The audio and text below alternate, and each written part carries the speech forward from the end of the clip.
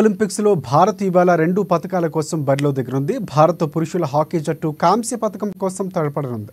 సాయంత్రం 5:30 గంటలకు జరిగే కాంస్య పతక పోరులో స్పెయిన్తో భారత హాకీ జట్టు ఆడనుంది. ఇక సెమీస్లో పరాజయంతో నిరాశ చెందిన భారత హాకీ జట్టుకు పతకం సాధించడానికి ఇది మరొక సువర్ణ అవకాశం. ప్రపంచ ర్యాంకింగ్స్ ప్రకారం చూస్తే స్పెయిన్తో మ్యాచ్లో ఇక భారత్ ఫేవరెట్గా ఉందని చెప్పాలి. స్పెయిన్ 8వ ర్యాంకులో ఉండగా భారత్ ర్యాంకు 5వ ర్యాంకులో కొనసాగుతుంది. ఇప్పటివరకు జరిగిన అన్ని ఒలింపిక్స్లో కలిపి ఈ రెండు జట్లు 10 సార్లు తలపడగా 7 మ్యాచ్ల్లో భారత్, 1 మ్యాచ్లో స్పెయిన్ గెలిచింది. 2 మ్యాచ్లు డ్రా అయ్యాయి.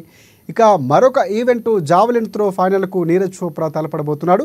క్వాలిఫైయింగ్ ఈవెంట్లో నీరజ్ మొదటి ప్రయత్నంలోనే జావెలిన్ను 89.34 మీటర్ల దూరం విసిరి ఫైనల్కు అర్హత సాధించాడు అతడు. ఇవాళ రాత్రి 11:55 నుంచి పురుషుల జావెలిన్ త్రో ఫైనల్ జరగనుంది.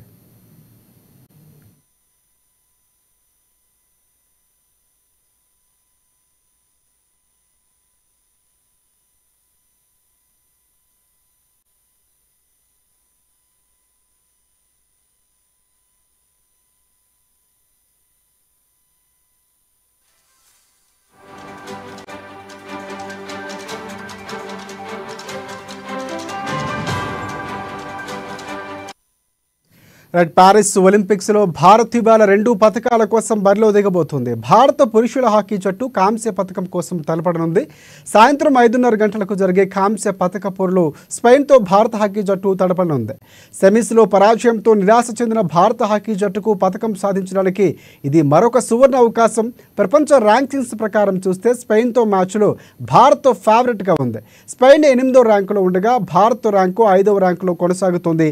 ఇప్పటివరకు జరిగిన అన్ని ఒలింపిక్స్లో కలిపి ఈ రెండు జట్లు 10 సార్లు తలపడగా 7 మ్యాచ్ల్లో భారత్, 1 మ్యాచ్లో స్పెయిన్ గెలిచింది. 2 మ్యాచ్లు డ్రాగా ముగిశాయి. ఇక మరొక ఈవెంట్ జావెలిన్ త్రో ఫైనల్లో నీరజ్ చోప్రా తలపడబోతున్నాడు. క్వాలిఫైయింగ్ మ్యాచ్లో నీరజ్ మొదటి ప్రయత్నంలోనే జావెలిన్ను 89.34 మీటర్ల దూరం విసిరి ఫైనల్కు అర్హత సాధించాడు. ఇవాళ రాత్రి 11:55 పురుషుల జావెలిన్ త్రో ఫైనల్ జరగనుంది.